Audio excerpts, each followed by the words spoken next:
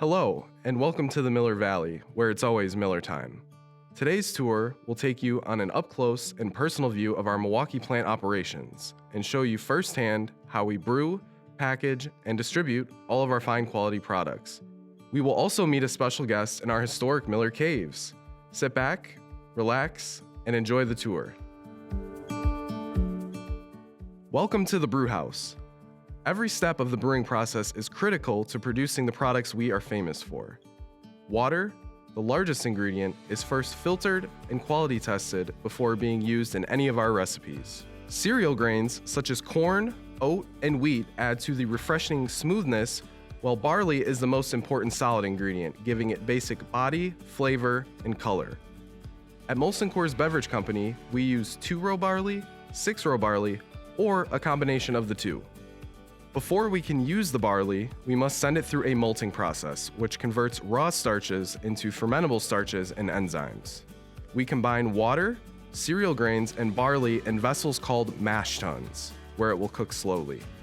The mash is then sent to one of our lauter tuns, where it will separate the grain from the liquid, similar to a giant coffee filter. The sugary liquid that is left over is called wort, and is then sent to one of our 6 brew kettles. These kettles are constructed of stainless steel and are each 18 feet deep. The total output of our 6 brew kettles is equivalent to 26,000 barrels of wort.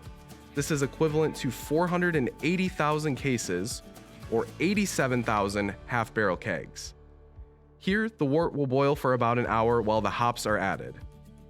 Hops are considered to be the spice in the brewing process and give beer its bitter taste, potent aroma, while also acting as a natural preservative. Once the hops are added and we finish the boil, we strain out any remaining solids and it's piped over to the fermentation tanks using underground pipes. During this time, the yeast is added. For many of our quality Miller beers, we use the exact strain of yeast that Frederick J. Miller brought in his pocket from Germany when he founded the company in 1855. The interaction between the yeast and fermentable sugars produces the alcohol and CO2 in the beer. Finally, the yeast is strained out and the beer is sent underground once more to our aging cellars. Here, the beer will mellow, allowing all of the flavors to blend together for anywhere from 10 to 14 days. Once the beer has finished aging, it is ready to be sent over to packaging, where it will be canned, bottled, or kegged. Across our 6 breweries nationwide, we have around 300 quality taste panelists who perform upwards of 150 quality checks throughout the brewing process to ensure every batch of beer we make meets our high standards. Here at Molson Coors Beverage Company, we like to be as waste divergent as possible and find ways to reuse or repurpose our leftover byproduct. The high-protein grain from the lauter tuns will be sold to farmers for cattle and chicken feed. The brewer's yeast will go to food companies to be used in pet food. When Frederick Miller settled in Wisconsin back in 1855, he found an abandoned brewery to buy. The Plank Road Brewery was started by Charles Best and Gustav Fine in 1849. Best and Fine tried to keep the brewery afloat, but it was eventually closed in 1854.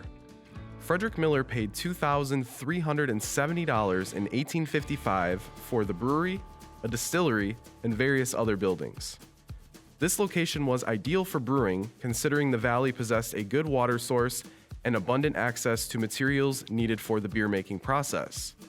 The cold winter temperatures also allowed for proper lager fermentation and storage. According to Frederick Miller's personal journal, by September of 1855, the brewery was up and running with an annual capacity of 1,200 beer barrels. Today, a replica structure of the Plank Road Brewery is found right in the heart of Miller Valley along the hillside next to our historic Miller Caves.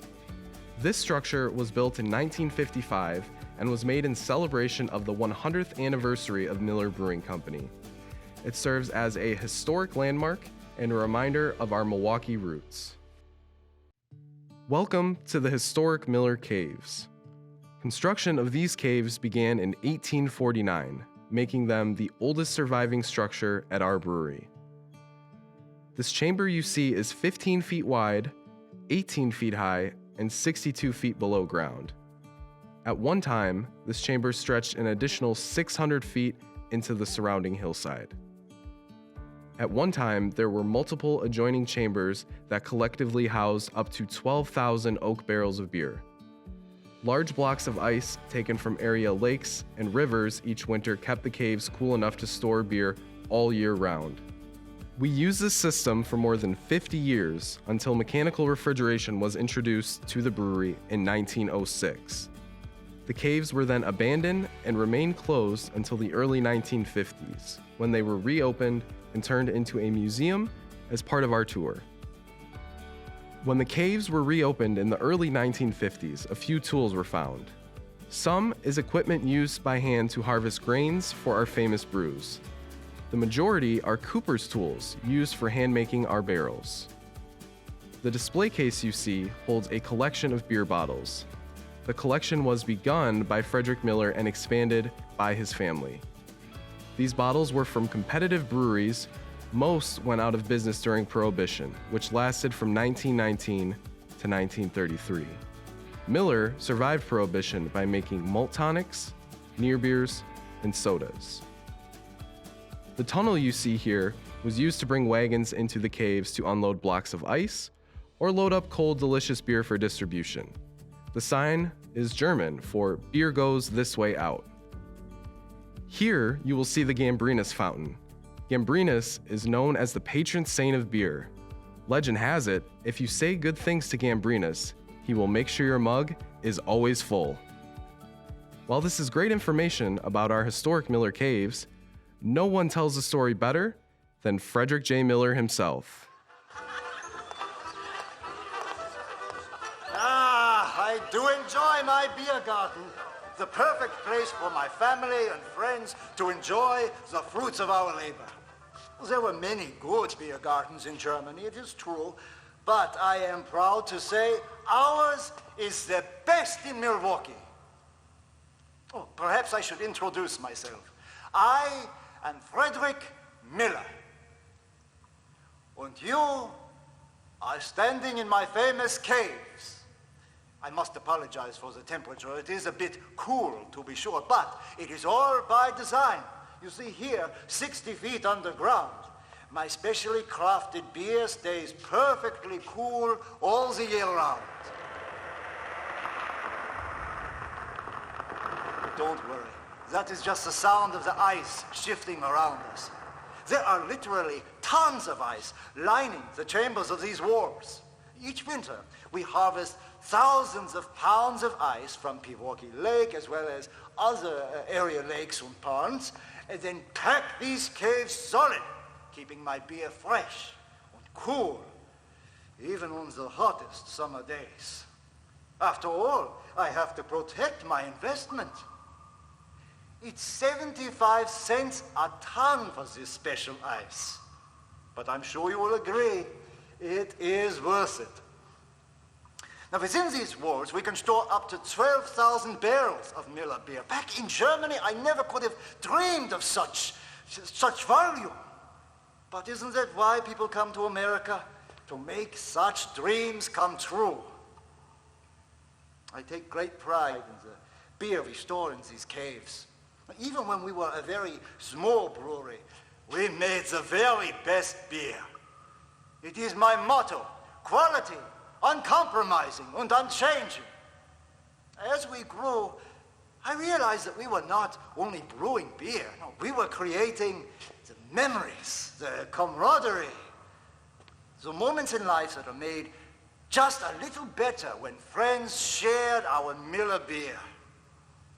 I understand they now call these moments Miller time. I'm honored that those moments and our beer still bear the Miller name. I think it's time for me to get back to my family and the party. You? I think you know what time it is. Prost!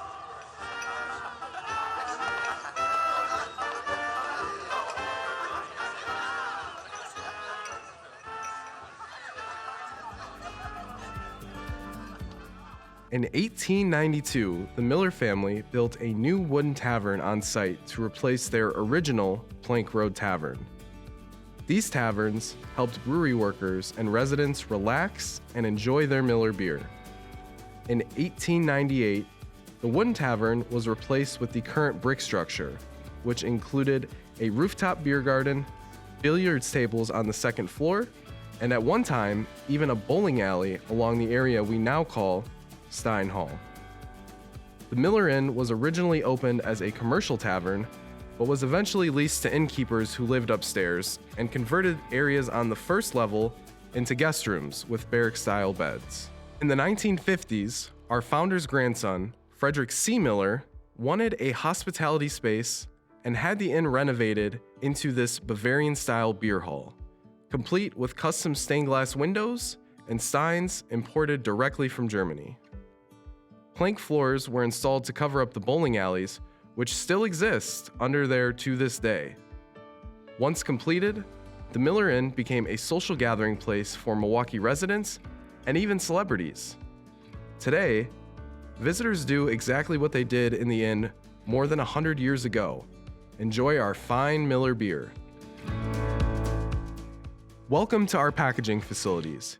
Here on our Milwaukee campus, we have two packaging facilities named for their location on State Street, North and South Packaging. In South Packaging, we have 3 can lines. And across the street in North Packaging, we have 2 bottling lines, 1 can line, and our keg line. Combined, these 2 packaging centers can produce around 600,000 cases of beer per day. In a year, our Milwaukee brewery can produce up to 9 million beer barrels, and every barrel is equivalent to 31 gallons or about 14 cases of beer. This makes us the largest and only major brewer in the state of Wisconsin. Now, let's take a closer look at just how we're able to package all of this beer produced at our Milwaukee brewery every day. The packaging process begins with brand new, shrink-wrapped bottles and cans, each one thoroughly rinsed in warm water to meet our high standards. After rinsing, it's off to the fillers. This amazing machine can fill up to 1,200 bottles per minute. In slow motion, you can see the empty bottles being spun into position, carefully filled, and finally crowned, with each precision task being measured in split seconds. As fast as our bottles are filled, our cans are filled even faster, in large part because we do not have to worry about breaking glass. This machine can fill up to 2,000 cans a minute. That's a case and a half of beer every second. In real time, it's almost impossible to see what's happening, but if we drop down to slow motion, you can see the empty aluminum cans being filled with fresh beer, sealed with high-tech lids, and sent over to the pasteurizer. The pasteurization process is important because it gives our beer an extended shelf life, allowing us to store, ship, and shelf our beer without the need for refrigeration for up to 26 weeks, without any change in flavor or aroma. This is where our special freshness date comes in. A high-speed laser printer shoots a freshness date onto the bottom of every can, the neck of every bottle, and the side of every case.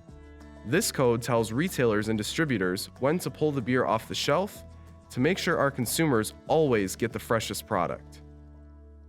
This freshness date is a 7-character code, with the first 3 characters being the month, the next 2 the day, and the last 2 being the year. Miller Brewing Company invented freshness coding for beer and was the first brewer to put a freshness date on all of its products, including a 9-week code on keg beer. Speaking of kegs, ours are filled across the street in North Packaging on a machine called a Keg-O-Matic. It fills up to 12 kegs at once and up to 12,000 kegs a day. Keg beer is true draft beer, so it is not heat pasteurized. Instead, it's stored at coolers at 34 degrees to keep it fresh. Molson Coors Beverage Company is also proud to be the only American brewer to offer true draft beer in cans or bottles. To produce Miller Genuine Draft and Miller 64, we use a special process called cold ceramic filtration. This process allows us to filter out impurities, which results in great tasting packaged draft beer that does not need pasteurization and that has the same shelf life as our other products. Now it's time to label our bottles, so you know what you're drinking. This amazing machine can provide neck and body labels to some 1,400 bottles a minute. Numerous quality inspections are performed throughout the entire brewing and packaging process. Along all of our packaging lines, laser scanners constantly check for imperfections. If any are found, products in question are bumped off the line and sent to be recycled or repackaged. Now that the bottles and cans are filled, sealed, date-coded, and labeled, it's time to put them in boxes, what we call secondary packaging. The last step in the packaging process occurs here at one of our 11 computerized palletizers. Here, our packages are stacked onto pallets in layers of alternating patterns for maximum stability. All pallets are shrink-wrapped before being loaded out onto trucks and sent off to serve our thirsty customers. It's not just great beer that distinguishes our historic Milwaukee brewery. It's also the way we run our business. There have been tremendous efforts to make our breweries more efficient, reduce the amount of waste going to landfill, and use less packaging.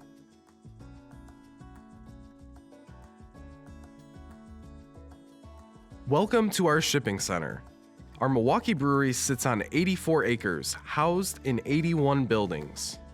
Our distribution center is the largest of those buildings, with 200,000 square feet of floor space. This building can hold up to 900,000 cases of fresh product at any given time. And to ensure we get the freshest product out to our consumers, the beer cannot stay here very long. Our product must be shipped within 24 to 48 hours, depending on the time of the year. We ship 100% by truck. Merging with Coors has made us even stronger environmentally. We reduce the distance our beer travels by optimizing the location of brewing based on the geographic need. At the back of our distribution center, there are 23 loading docks for semis. Each truck can carry around 2,000 cases of beer, and we can send out up to 180 trucks a day. Then, the beer is off to distributor warehouses and retailers nationwide. Molson Coors Beverage Company has 5 other breweries located nationwide in Fort Worth, Texas, Albany, Georgia, Trenton, Ohio, Elkton, Virginia, and Golden, Colorado, which is the largest single-site brewery in the world and the home of Coors. People can enjoy our products in all 50 states and over 100 foreign markets. On behalf of Molson Coors Beverage Company, we thank you for taking the time to learn more about our great brewery operations here in Milwaukee, Wisconsin. We love to share our history, our quality, and more importantly, our great products. We look forward to having you back to do exactly as Frederick J. Miller himself suggests. Celebrate these moments with family and friends and our great Miller beers.